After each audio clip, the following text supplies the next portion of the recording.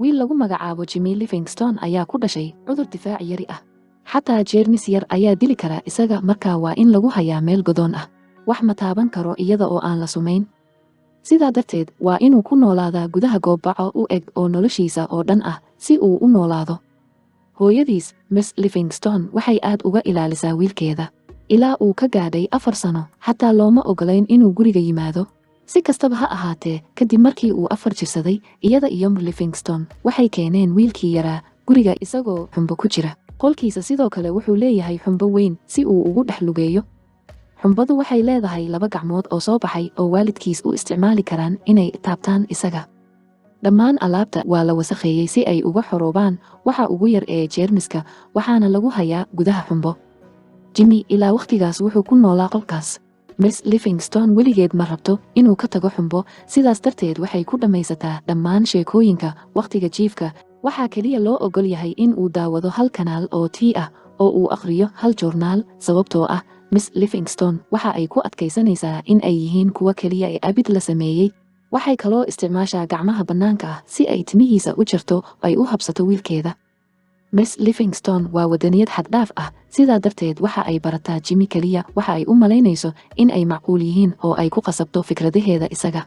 Si kastaba ha ahaatee, Jimmy miskiin ah si fiican uma garanayo, sidaas darteed wuu la socdaa. Qof kasta oo magaalada ku nool wuu garanayaa wiilka xumbo ee gaarka ah. Carruurta deriska ah waxay isku duubaan baco isku duuban oo ay Jimmy kaga maadsadaan meel ka baxsan gurigiisa. Miss Livingstone ayaa si joogto ah u cayrsata. Cuntada keliya ee Jimmy uu cuno waa guriga. Nidaam sunsaarid ah ayaa la geliyey tuubo caag ah, halkaasoo Miss Livingstone ay dhigto cuntadeeda si ay u disho jeermiska ka hor inta uusan Jimmy soo qaadin. Jimmy hadda waa 16 jir. Waxa uu sheegay in uu u koray sida ilmo kale oo uu ku farxo marka uu helo gitaarka korontada halkii uu gaadhi ka heli lahaa. Ilaa hal maalin wuxuu joogaa daaqadiisa marka uu arko gabadh cusub u magacaabo Chloe oo u soo guuraysa xaafadiisa. Wuxuu u koray inuu jeclaado gabadha, laakiin waxba kama qaban karo. Intaa waxaa dheer, isagu waxba kama yaqaan jacaylka ama gabdhaha. Hooyadii waxay dareentay jacaylkiisa, waxayna u akhriday sheekada Jimmy ee ku saabsan wiil dhintay sababtoo ah wuxuu taabtay gabadha xun ee albaabka xiga. Sanadaha soo socda, Jimmy wuxuu wax badan ka daawadaa Chloe daaqadihiisa, sidoo kale waxay dareentaa inuu daawanayo. Wuxuu ka sheekaynayaa inuu og yahay inay wax ku dhacayaan isaga, laakiin ma uu garanayo waxa. Subax ka mid ah ayuu la soo toosay oo waa uu xanaaqay. Fikradda oo aan la garanayn, wuxuu isku dhuftay fiidmeer, wuu ooyaa oo u yeedhay hooyadii. Miss Livingstone ayaa soo gashay oo ka dhigaysa inuu ku celiyo ballanqaadkii daacadnimada ilaa uu ka dago. Chloe waxa ay haysataa koox saaxiibo caan ah oo ka dhiga Jimmy iyagoo ugu yeedha wiilka xumbo. Waxay u muuqataa inay isaga difaacayso. Maalin maalmaha ka mid ah waxa ay garaacday albaabka Livingstone.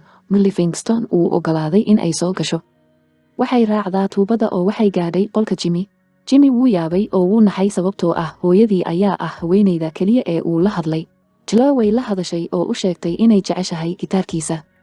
Jimmy wuxuu isku dayaa inuu baro inay ku ciyaarto gacmaha bannaanka soo baxay. Waxa uu bilaabay inuu dhexda ka akhriyo ballankii daacadnimada. Laga bilaabo maalintaas, labadooduba way wada qaataan maalin kasta. Miss Livingstone ma jecla saaxiibtinimadooda, laakiin waxba kama qaban karaan. Habeenada ka mid ah maalinta dhalashadeeda, Chloe sakhraan ah ayaa si dhuumasho ah gudaha ugu soo gashay qolka Jimmy daaqadaha. Waxay isku daydaa inay gudaha u gasho xumbo iyadoo ku andacoonaysa inaysan mar dambe ka fogaan karin isaga. Si kastaba ha ahaatee, way dhaaftaa ka hor intaanay gudaha u gelin. Saaxiibkeed qalloocan, Mark, ayaa u yimid inuu soo qaado, Jimmyna wuu murugooday. Mark waxa uu siinayaa Jimmy sigaar, laakiin ma garanayo waxa ay tahay. Habeenada ka mid ah, Jimmy wuxuu arkay Mark iyo Chloe oo daaqadihiisa ka soo baxay. Maalintii xigtay, Chloe waxay soo gashay qolka Jimmy oo tustay faraantii hawleedkeeda. Mark wuxuu u soo jeediyey inay guursato. Guurkoodu waa dhammaadka usbuucan marka la gaaro neegara dayrta, waxayna u timid inay ku wargeliso Jimmy. Jimmy wuu niyad jabay, laakiin kuma muujin wejigiisa. Waxay sidoo kale u keentay hadiyad taas oo ay ku hayso gudaha tuubada wasakhaynta, laakiin Jimmy wuu iska indhatiray. Taa beddelkeeda wuxuu ka codsaday inay baxdo. Chloe waxay ka tagtay indhaheeda ilmo. Kadib, Jimmy ayaa furay hadiyadda oo wuxuu arkay inay tahay globe baraf ay ku qoran tahay, "Waan ku jeclahay" gudaha. Isagoo yaaban, wuxuu ku qayliyey magaceeda oo wuxuu go'aansaday inuu aado Niagara Falls si uu u joojiyo arooska. Aad buu u shaqeeyaa si uu naftiisa uga dhigo gaashaanka xumbo ee la qaadi karo. Ugu dambayntiina wuu guulaystay. dabadeed wuu ka soo dhuntaa guriga iyada oo aanay waalidkii ogeyn. Jimmy wuu ku faraxsan yahay inuu ordo. Markii ugu horreysay wuxuu gaadhay saldhigga baska wuxuuna weydiistay qofka meesha jooga tigidh baska. Si kastaba ha ahaatee, Jimmy wuu iloobay inuu keeno wax lacag ah. Isagoo dhiban wuxuu isku dayay inuu waddada ka gudbo markii uu bas ku dhacay. Dhulka ayuu u duulaa, laakiin xumbadiisu waa badbaadisaa. Dadkii baska ka yimid ayaa ka soo baxay oo u soo bandhigay si ay u raacaan. Jimmy si farxad leh ayuu u aqbalay, laakiin waxa uu ogaaday in dadku ay qayb ka yihiin cibaadada diimeed. Markuu tilmaamay si cadho leh ayay baska uga soo tuureen. Dhanka kale, Jimmy waxa uu la kulmaa roo kale lagu magacaabo Slim. Jimmy waxa uu uga sheekeeyaa jacaylka uu u qabo in uu guursado qof kale. Slim wuu la dhacay oo isna wuxuu u sheegay saaxiibtiisii hore uu weli jecel yahay loogu magac daray dabka duurjoogta ah. Kadib wuxuu siinayaa Jimmy baabuur, labadooduba waxay u sii jeedaan Niagara Falls. Guriga Miss Livingstone waxay ogaatay in Jimmy uu maqan yahay oo uu niyad jabay. Miss Livingstone iyo ninkeeda waxay damceen inay raadiyaan Jimmy. Meel kale, Slim iyo Jimmy waxay gaadheen Vegas oo u istaagaan inay nastaan. Waxay ku leeyihiin madadaalo badan casino, laakiin Jimmy wuxuu haystaa keliya 2 maalmood ka hor arooska. Markaa Slim ayuu kaga tegayaa naadiga. Waxa uu xaday mootada kana cararay gudaha. Kadib markii uu in muddo ah safray, Jimmy waxa uu ka hor yimid baabuurka waalidkii, kaas oo isku dayay inuu ka joojiyo inuu ordo. Si degdeg ah, Jimmy waxa uu galay shil, laakiin mahadsanid xumbadiisu waxay ku soo booday tareen ordaya. Wuu ka baxsaday hooyadii, laakiin hadda waxa uu ku xayiran yahay tareen leh karti bandhig faneed. Kadib waxa uu sii wadaa jidkii uu ku tegayay Niagara Falls. Marka wuxuu aadaa maqaayad. Markuu Jimmy u sheego inuusan lahayn wax difaac ah, waxay u qaadanayaan in Jimmy uu qabo cudur la kala qaado oo ay ka cararaan goobta. Maqaayada ayaa dab ku qabsada foodada dhexdeeda. Bush Bobna waxa ay siisaa Jimmy raacid. Meel kale, Miss Livingstone waxay gaadhay dabareeg kaas oo u sheegay in Jimmy uu aadayo. Waxay wacday Chloe oo ku qaylisay inay Jimmy ka dhigtay inuu cararo. Markay la hadlayso, jahawareerka dibadda ayaa xaday gaadhigeeda. Bush Bob iyo Jimmy ayaa ku sii socda markii ay sac ku dhufteen bartamaha waddada. Bush Bob wuu murugooday sababtoo ah diintiisa lodu waxay calaamad u yihiin Ilaah, laakiin isagoo raacaya ereyga hooyadiis, Jimmy wuxuu u sheegay in diintiisu been tahay.